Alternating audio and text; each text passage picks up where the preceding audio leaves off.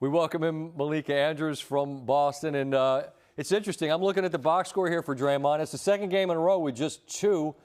But he was able to come in and grab a rebound, and they called a timeout, took him out on offense. It's just interesting. I wonder what we heard Draymond's reaction. What other reaction is there to the way he was used here in the fourth?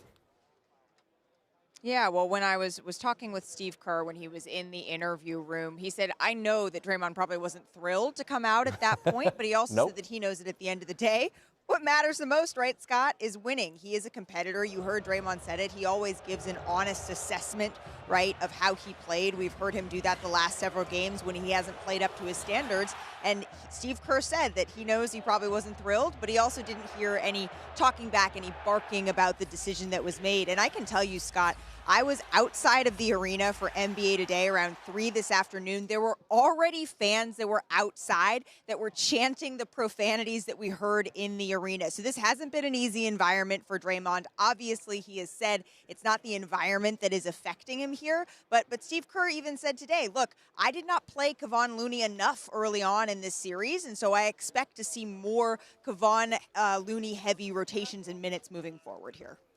Malika, you know the drill on our show. We're not big into hyperbole. Try to be reasonable. Don't hoot and holler a whole lot. But, man, if there's a performance worth really finding the adjectives and trying to explore the thesaurus, it's what Steph did tonight. I wonder the reactions post-game from the arena to what we saw from Steph and Curry. Well, it was interesting. Right at the end of the game, when Steph Curry was going to the line, some Golden State Warriors fans who were in here started chanting MVP, and the Boston fans, they very quickly wanted to drown out any chance of MVP with boos for Steph Curry, because they know, he knows, his teammates know this was an incredibly impressive performance. When our colleague Kendra Andrews asked Klay Thompson where he would rank this performance for Steph Curry in the finals, Klay said that it had to be number 1.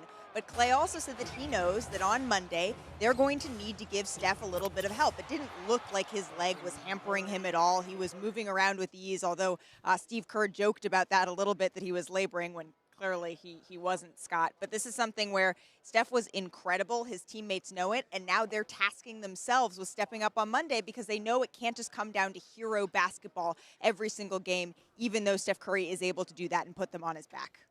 And you can't win a series if you can't win back-to-back games at some point, right? I mean, that's been the interesting thing about this Golden State team. You have a performance like this, but then they've had some absolute clunkers getting here. I mean, the night in Memphis obviously is the one that stands out above all others. So just the mentality from Golden State's side about trying to take this on the plane with them back and capturing momentum. What do they have to say about that?